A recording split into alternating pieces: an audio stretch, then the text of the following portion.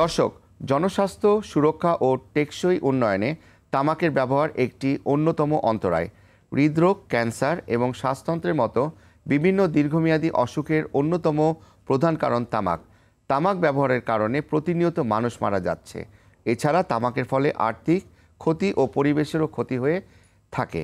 এত কিছুর পরেও থেমে নেই তামাকের ব্যবহার। তামাকের ব্যবহার নিয়ন্ত্রণ করার জন্য রয়েছে ধূমপান ও তামাকজাত দ্রব্য ব্যবহার নিয়ন্ত্রণ আইন 2005। কি আছে এই আইনে? শুধু আইন করে কি তামাক ও ধূমপান নিয়ন্ত্রণ সম্ভব?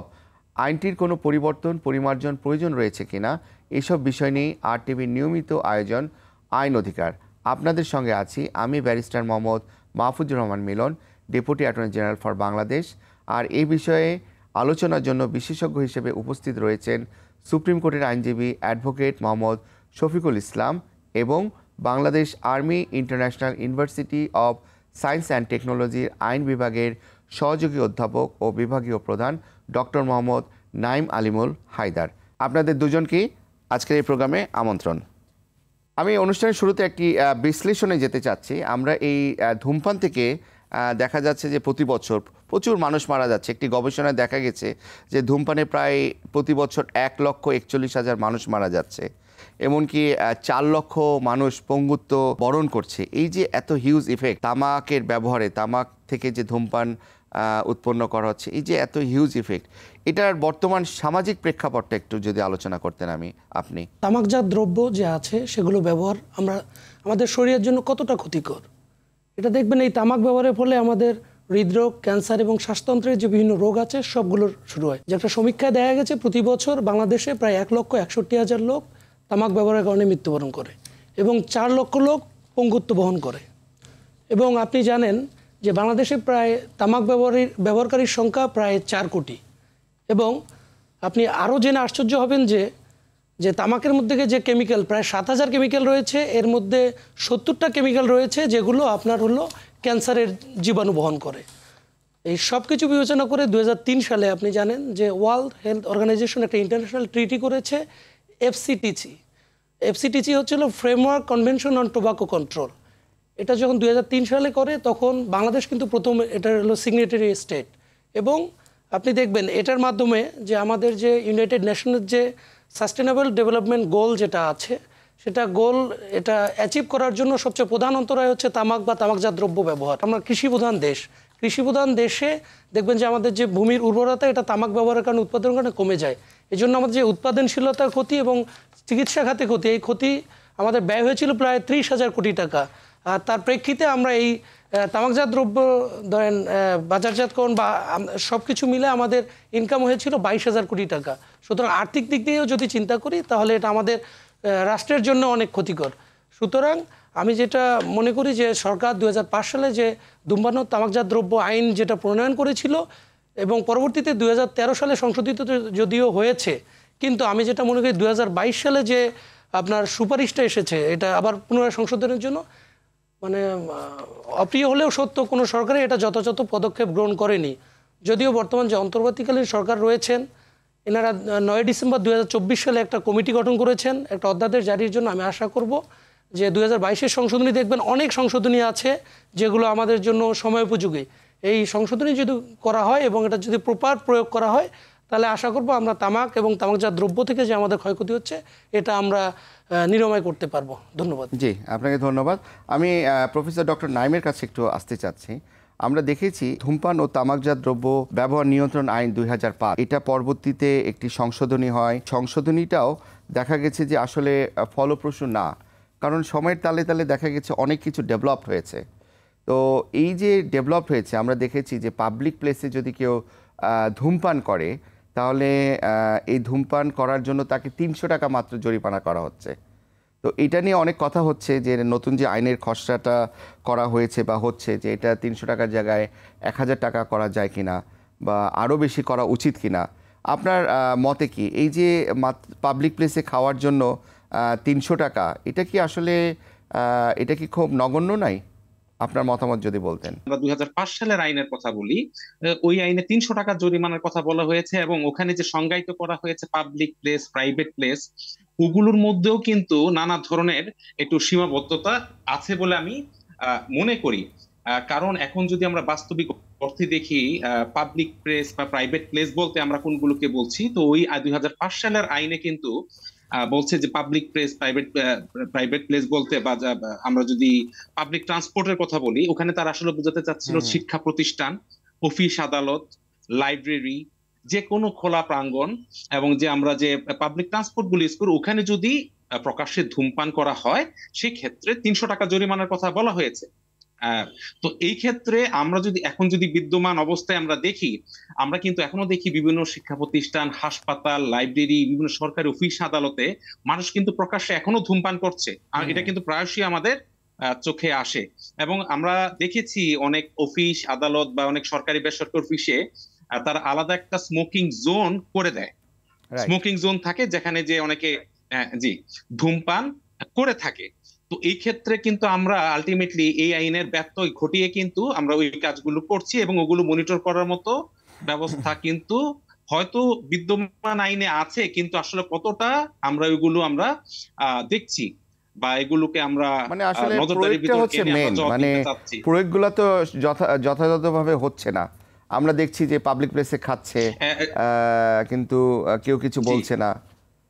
মানে এই প্রয়োগটাই আসলে জি, জি। দেখা যাচ্ছে সঠিকভাবে হচ্ছে না।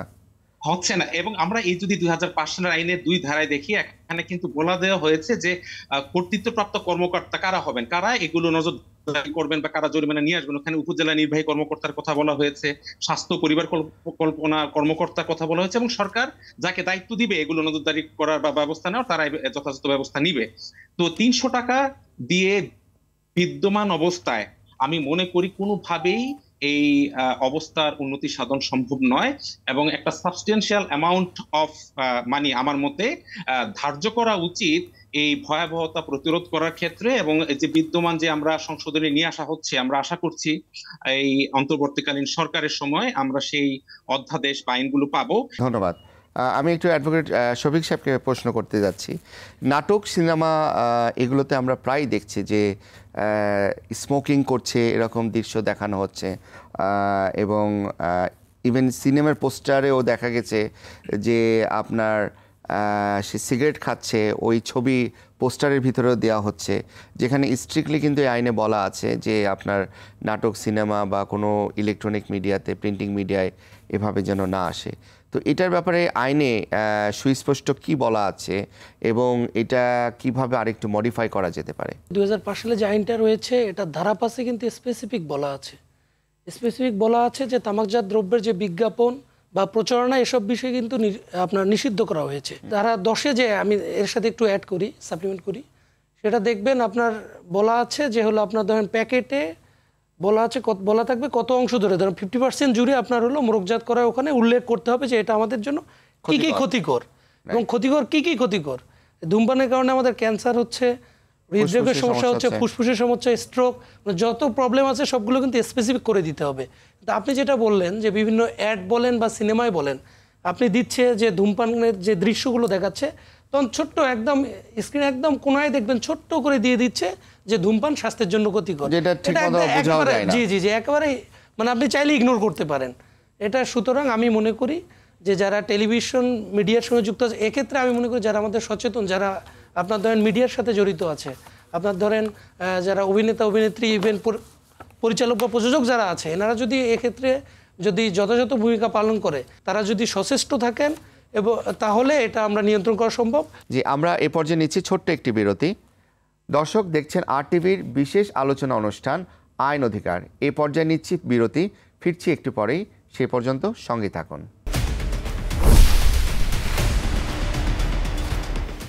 আবারও আমন্ত্রণ RTVর বিশেষ আলোচনা অনুষ্ঠান আইন অধিকারে। আজ কথা বলছিলাম ধূমপান ও তামাকজাত দ্রব্য ব্যবহার নিয়ন্ত্রণ আইন 2005 নিয়ে। আপনাদেরকে অনুষ্ঠানে আবারও স্বাগত। প্রফেসর ডক্টর নাইমের কাছে আবার আসতে চাচ্ছি। ইদানিংকালে দেখা যাচ্ছে যে ভ্যাপ বলে একটা জিনিস আসছে, ভ্যাপার, ধোঁয়া খাচ্ছে মানুষজন, যেটা আর কি, যেটাকে আবার সিগারেট বলা হচ্ছে। তো এই নতুন আইনে এটার সংযোজন করার কথাবার্তা হচ্ছে আর কি। তো এই বিষয়ে আপনার মতামতটা কি? আমরা যদি 2005 সালের যে আইনটা করা হয়েছিল, সে আইনে কিন্তু আসলে তামাকজাত দ্রব্যের যে সংজ্ঞাগুলো বা কোনগুলোকে আমরা তামাকজাত দ্রব্য বা ধূমপান হিসেবে দেখব। ওখানে কিন্তু 2005 সালের আইনে আমরা দেখতে পেয়েছি যে আসলে ই সিগারেট অথবা ইলেকট্রনিক নিকোটিন ডেলিভারি সিস্টেম বা ইএনডিএস যেটাকে আমরা বলি, পাশাপাশি তারপর হিটেড টোবাকো প্রোডাক্ট যেগুলোকে বলি এইচটিপি, এই প্রসঙ্গগুলো কিন্তু ইস্যুগুলো কিন্তু ওই আইনে ছিল না, ওই সময় ছিল না। যথার্থই বলে একটা গবেষণা কিন্তু বেরিয়ে এসছে ই সিগারেটের মাধ্যমে যে ক্ষতি হতে পারে শরীরে, ফুসফুস বা অন্যান্য অঙ্গ প্রত্যঙ্গের, ওটা নাকি নর্মাল যে সিগারেট খাওয়া হয় তার থেকেও বেশি ভয়ঙ্কর হতে পারে। এবং আমরা যে নতুন আইনটা মানে সংশোধনের প্রস্তাব করা হয় 2022 সালে, সেখানে দেখা যাচ্ছে যে ওখানে ই সিগারেট এবং ইলেকট্রনিক নিকোটিন ডেলিভারি সিস্টেম ইএনডিএস এবং HTP heated tobacco product, hookah বা পাইপের বিষয়গুলোকে ইনক্লুড করা হয়েছে, যেটা একটা অবশ্যই ভালো উদ্যোগ। আশা করতে পারি যে নতুন যে সংশোধনীটা আসবে সেখানে বিদ্যমান অবস্থায় যে বিষয়গুলো আছে সবগুলোকে ইনক্লুড করে ইনক্লুসিভ একটা ল আমাদেরকে উপহার দিবে। জি, আপনাকে অনেক অনেক ধন্যবাদ। আমি একটু অ্যাডভোকেট শফিকের কাছে আবার ফিরে আসতে চাচ্ছি যে এই যে ধূমপান স্ব এলাকায় এই আপনার যেটা বলা হচ্ছে যে পাবলিক প্লেসে যে খাচ্ছে এবং পাবলিক প্লেসে যেন খাওয়া না হয়, এটা বলা হচ্ছে যে কর্তৃত্বপ্রাপ্ত কর্মকর্তা ওনারা দেখবে। এবং এই কর্তৃত্বপ্রাপ্ত কর্মকর্তা বলতে আইনে যেটা বলা হয়েছে আর কি, সেখানে বলে দেওয়া হচ্ছে ইউনো উপজেলা নির্বাহী কর্মকর্তা, উপজেলা স্বাস্থ্য পরিবার পরিকল্পনা কর্মকর্তা, তার সমমানের কোনো কর্মকর্তা। এই যে তাদেরকে যে কর্তৃত্বপ্রাপ্ত কর্মকর্তা হিসেবে আখ্যায়িত করা হলো, তারা কি তাদের ভূমিকা যদি যথাযথভাবে পালন করত? ইউনোদেরকে তো কখনো দেখা যায় না যে তারা একটা রেট দিচ্ছে যে বা কাউকে ধরে ফাইন করছে। তো এইটা যদি প্রপারলি করা হতো তাহলে কি দেখা যেত না যে আপনার এই পাবলিক প্লেসে ধূমপান করাটা অনেক কমে যেত? আপনি যেটা বলছেন এটা আসলেই যথার্থই। আমাদের আইনে যদিও যে কর্তৃত্বপ্রাপ্ত কর্মকর্তা যারা রয়েছেন তাদের স্পেসিফিক করে দায়িত্ব দেওয়া আছে, তাদের ক্ষমতা দেওয়া আছে যে ওনারা যে কোনো সময় চাইলেই যে আপনার পাবলিক প্লেস বা পাবলিক ট্রান্সপোর্ট যেটা রয়েছে এটাতে কিন্তু ওনারা যে কোনো সময় আপনার সরাসরি ওখানে পরিদর্শন করতে পারবেন। এবং যদি দেখেন যে আমাদের এই যে বিধিবিধান যেগুলো আপনার করা আছে এগুলোর যদি কোনো লঙ্ঘন হচ্ছে, পাবলিক প্লেসে কেউ যদি ধূমপান বা তামাকজাত দ্রব্য ব্যবহার করছে, সেক্ষেত্রে কিন্তু উনি ওখানে যে প্রোডাক্টগুলো থাকবে সেগুলো কিন্তু উনি সিজ করতে পারবেন চাইলে। এক্ষেত্রে আমি মনে করি যে দায়িত্বপ্রাপ্ত বা কর্তৃত্বপ্রাপ্ত কর্মকর্তা যারা রয়েছেন তাদের উপর যে আইন অর্পিত যে ক্ষমতা রয়েছে, ওনারা যদি সঠিকভাবে তাদের উপর যে অর্পিত ক্ষমতা যদি প্রয়োগ করে, তাহলে আমাদের আপনার ধরেন যে সচেতনতামূলক যে কাজগুলো ওনারা যদি করে, তাহলে আমরা যারা সাধারণ জনগণ যারা রয়েছেন তারা আরও বেশি বেশি এ বিষয়ে অবগত হবেন। এবং আপনার দেখা যাচ্ছে সেক্ষেত্রে তারা পাবলিক প্লেস বা পাবলিক ট্রান্সপোর্টে যে ধূমপানের বিষয়টা আছে এই বিষয়টা পুরোপুরি আপনার ধরেন তারা ছেড়ে দেওয়ার চেষ্টা করবেন। আপনাকে অনেক অনেক ধন্যবাদ। আমি আবার ফিরে আসছি প্রফেসর ডক্টর মোহাম্মদ নাঈম সাহেবের কাছে। আমরা দেখেছি যে ধারা 10 স্পষ্ট করে এই ধূমপান ও তামাকজাত দ্রব্য ব্যবহার নিয়ন্ত্রণ আইন 2005-এর ধারা 10-এ স্পষ্ট করে বলে দিয়েছে, যদি সিগারেটের প্যাকেট যেটা থাকবে, যে প্যাকেটে করে বেচা হচ্ছে, ওখানে 50% আপনার সতর্কতামূলক একটা অ্যাড থাকতে হবে যে এই ধূমপান থেকে ক্যান্সার হবে, ফুসফুসে প্রবলেম হবে, শ্বাসজনিত প্রবলেম হবে। এবং নতুন আইনে বলা হচ্ছে যে এটা আসলে 50% না, এটা প্যাকেটের 90% জুড়ে এটা থাকা উচিত।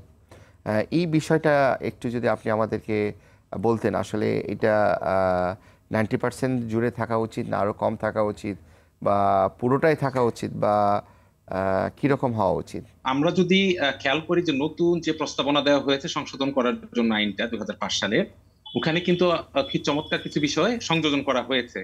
যেমন বলা হয়েছে ভ্রাম্যমাণ দোকানে বা ফেরি করিয়া তামাক বা তামাকজাত দ্রব্য বিক্রয় নিষিদ্ধ ঘোষণা করা হয়েছে। আরেকটা সংশোধনের যে বিষয় খুব ভালো লেগেছে ওটা হচ্ছে যে কোনো আলাদাভাবে কোনো শলাকা মানে কোনো ধূমপান কোনো পিস আকারে বিক্রি করা যাবে না, যদি বিক্রি করতে হয় পুরো প্যাকেট আকারে বিক্রি করতে হবে। দেখা গিয়েছে আসলে যদি একটা প্যাকেট থেকে খুচরা আকারে একটা দুইটা করে সিগারেট সেল করা হয়, এটার ব্যাপ্তিটা বিশাল ভাবে ছড়িয়ে পড়ে, অনেকজন কিনতে পারে। কিন্তু যখন এরকম কোনো আইন থাকবে যে কিনলে এক প্যাকেট পুরোটাই কিনতে হবে, কোন খোলাভাবে কিনা যাবে, তখন কিন্তু এটার দামটা অনেক বেশি পড়বে। সেই ক্ষেত্রে মানুষের একটা মনস্তাত্ত্বিক ভাবে একটা চাপ আসতে পারে যে আমি পুরো একটা প্যাকেটের জন্য এত টাকা খরচ করতে হচ্ছে, আমার কিন্তু এত টাকা পকেটে নাই। তখন কিন্তু ওইভাবেও একটা মানুষ চিন্তা করবে যে ধূমপান থেকে কিছুটা দূরে সরে আসা যায় কিনা।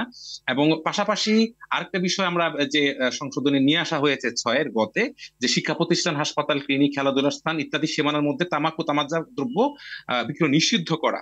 ওখানে বলা হচ্ছে 100 মিটারের মধ্যে কোনো তামাক বা তামাকজাত দ্রব্যের কোনো দোকান বা ভ্রাম্যমাণ বা কোনো দোকানি বিক্রি করতে পারবে না, কিন্তু আমরা বাস্তবে দেখছি এটা আগে ছিল যে না, আসলে মানে এটা নতুন আইনে হতে পারে আর কি। করা নতুন আইন হতে পারে, এবং এটা যথার্থ একটা আমি মনে করি প্রস্তাবনা। যে আপনি যে প্রশ্নটা করেছিলেন যে কত পার্সেন্ট থাকা উচিত, তো আমার মতে আসলে 100% বা 50% এটা আসলে তেমন কোনো ইয়ে রাখে না। এই ক্ষেত্রে সরকার এবং আইন শৃঙ্খলা বাহিনী বা কর্তৃত্ব যাদের আছে এগুলো নজরদারি করার বা ব্যবস্থা, তারা যদি এই ক্ষেত্রে একটু জোরালো ভূমিকা রাখতে পারে, সেই ক্ষেত্রে একটা মানে ভালো ফলাফল হতে আমরা আশা করতে পারি। ডক্টর আলমী, এই তামাকের ফলে পরিবেশের কি কি প্রভাব পড়ছে?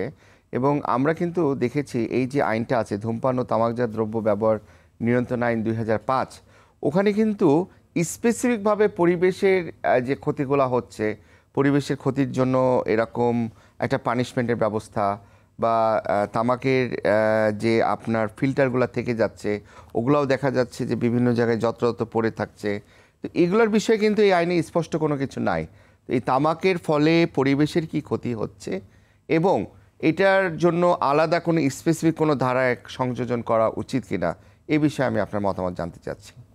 মাটির যে উর্বরতাও কিন্তু এই ধূমপানের কারণে কিন্তু বা তামাকজাত দ্রব্যের ব্যবহারের ফলে মাটির উর্বরতা কিন্তু কমে যাচ্ছে, বিভিন্ন গবেষণায় এটা উঠে এসেছে। এবং পাশাপাশি পরিবেশের ক্ষেত্রে যে আমরা বলি যে পরোক্ষ ধূমপান, যেটা ধরেন যারা ধূমপায়ীর আশেপাশে যারা অবস্থান করছে, তার পরিবার বা গণপরিবহনে যারা আছেন বা কর্মক্ষেত্রে আছেন, তারাও কিন্তু মানে সরাসরি নিজেরা ধূমপান না করেও পরোক্ষ যিনি ধূমপান করছেন তার ধোঁয়াটা তাদের মাধ্যমে তাদের শরীরে অভ্যন্তরে গিয়ে তারাও নানান ধরনের শারীরিক জটিলতার তৈরি হচ্ছে। তো সামগ্রিকভাবে আমরা দেখতে পাচ্ছি যে তামাক পরিবেশের জন্য বিশাল একটা হুমকির কারণ হয়ে যাচ্ছে। পাশাপাশি আমরা আরেকটা স্ট্যাটিস্টিক যদি দেখি, যেখানে বলা হচ্ছে গ্লোবাল অ্যাডাল্ট টোবাকো সার্ভে অনুযায়ী বলা হচ্ছে দক্ষিণ এশিয়ায় সবচেয়ে তামাকের ব্যবহার হচ্ছে বাংলাদেশে 35.3% গ্যাস 2017।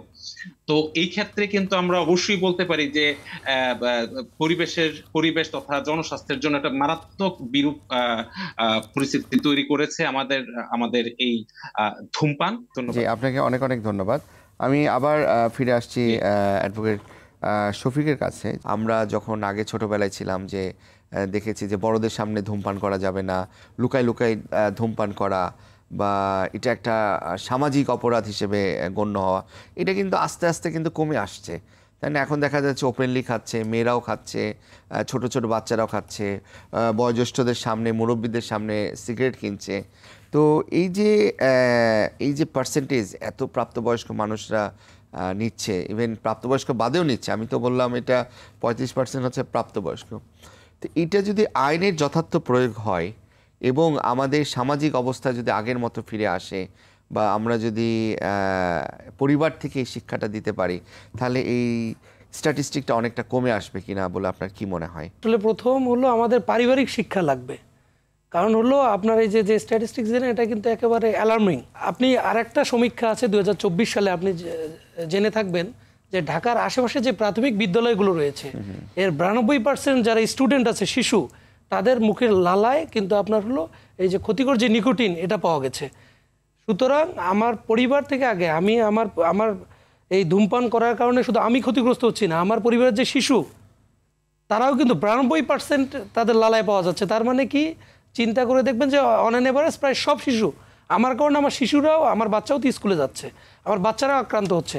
সুতরাং আগে প্রথমে আমাদের যে চ্যারিটি বিগিনস অ্যাট হোম যে কথাটা আছে, এটা কিন্তু আমাদের প্রথমে পরিবারে যদি আমি এই শিক্ষাটা দিয়ে থাকি যে আমার বাচ্চা কাচ্চা যারা থাকবে তাদের যদি আমরা বলি যে না এটা খুব খারাপের যে নেগেটিভ ইফেক্টগুলো আছে, এটা মানে সোসিও ইকোনমিক যে ইফেক্টগুলো আছে, এগুলো যদি আমরা আলোচনা করি পরিবার থেকে, এবং আমাদের যে বিদ্যালয় বা কলেজ বা ভার্সিটি এখানকার টিচার যারা রয়েছেন তারাও যদি এ বিষয়ে তারা আপনার হলো যে সঠিক পরামর্শ দিয়ে থাকেন যে তামাকজাত দ্রব্য বা ধূমপানের কী কী ক্ষতিকর ইফেক্টগুলো রয়েছে, এগুলো যদি প্রপারলি তারা গাইড করে থাকেন, এবং এর পাশাপাশি যে ল এনফোর্সিং এজেন্সি বা গভর্নমেন্ট যারা আছে তারাও যদি প্রপারলি তাদের কাজ করেন, আশা করি এই যে সংখ্যা আছে এটা অনেক কমে আসবে, এবং আমরা সুজলা সুফলা সোনার বাংলার যে স্বপ্ন আমরা দেখি সেটা বাস্তবিত হবে। জি, আপনাদের দুজনকে অনেক অনেক ধন্যবাদ আজকে প্রাণবন্ত আলোচনায় অংশগ্রহণ করার জন্য।